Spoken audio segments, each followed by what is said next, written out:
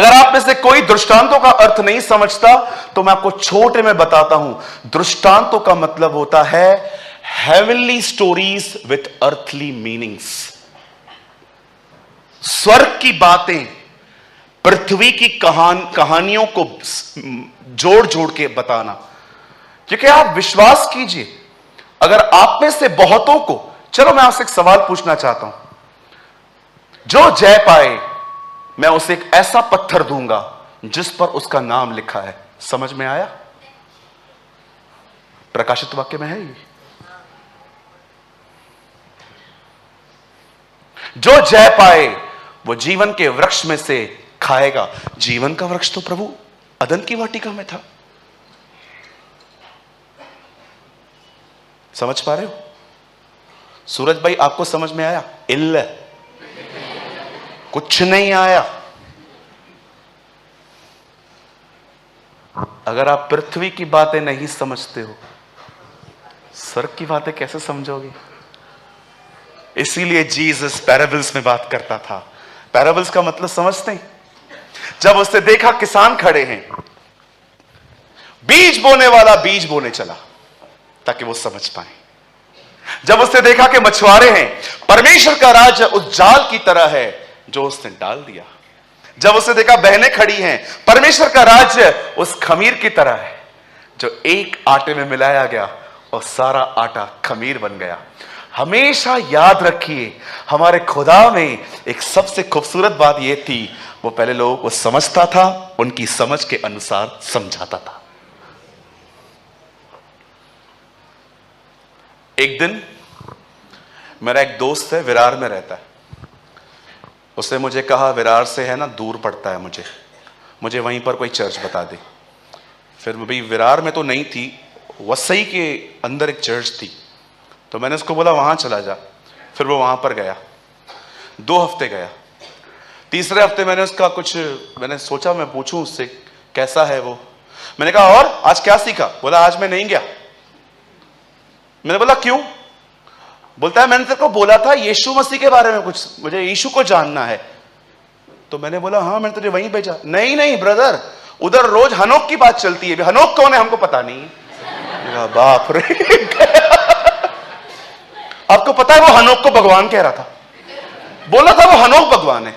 मुझे हनोक भगवान नहीं, मुझे यीशु भगवान के पास जाना है। मैंने कहा प्रभु अजीब मुसीबत है यार। कभी कभी क्या होता है ना, हम लोग प्रचारक है ना, हमें जो ठीक लगता है ना हम वो प्रीच करते हैं, लेकिन हम बहुतों की लेवल ही नहीं जानते।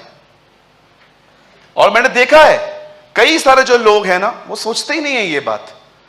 हमेशा जब लोगों से मिलते हो तो थोड़ा 5 मिनट पहले उनको सुन लिया करो, सुनने के बाद उन्हें कुछ समझाया करो।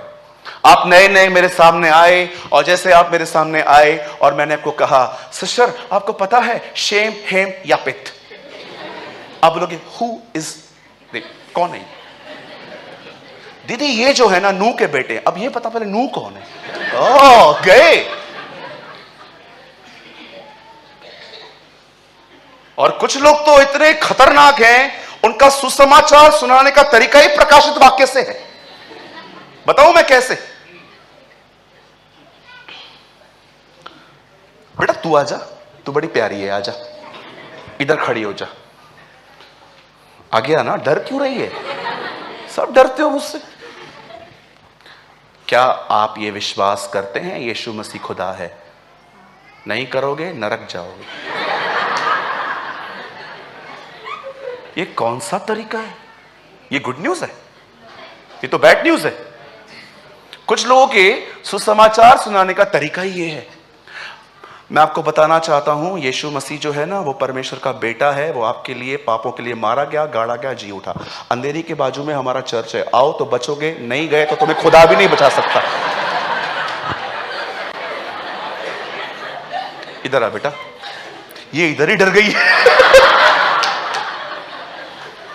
यीशु मसीह परमेश्वर का पुत्र है, वो आपके लिए मारा गया, गाड़ा गया, जी उठा।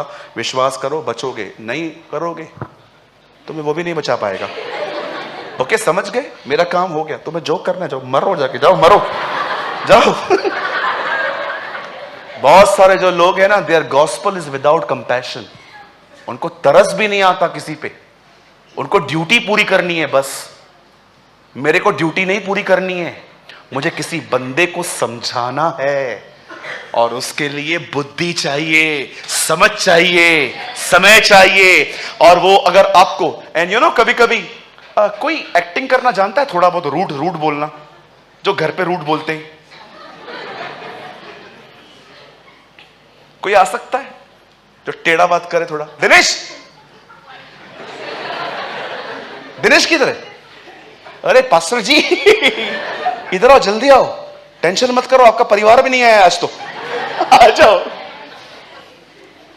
दिनेश, मैं आपको गॉस्पेल बताऊंगा, और थोड़ा मेरे गॉस्पेल में से उल्टे सीधे बातें पकड़ के खड़े हो जाओ। कैसे हैं प्रिय भाई? इधर आइए। कैसे हैं प्रिय भाई? ठीक हूँ। प्रिय कौन है? मैं आपको कुछ बताना चाहता हूं। यीशु मसीह जो है ना, वो आपसे प्रेम करते हैं, वो आपके लिए उन्होंने अपनी जिंदगी दी है। अगर आप भी अपने आप को उनको दे दोगे ना, आपको बहुत आशीष मिलेगी। ठीक है, ठीक है, ठीक है। यीशु, और बता मुझे यीशु के लिए। और कलीसिया में आओ तो बताऊंगा ना, इधर चर्च थोड़ी है ये।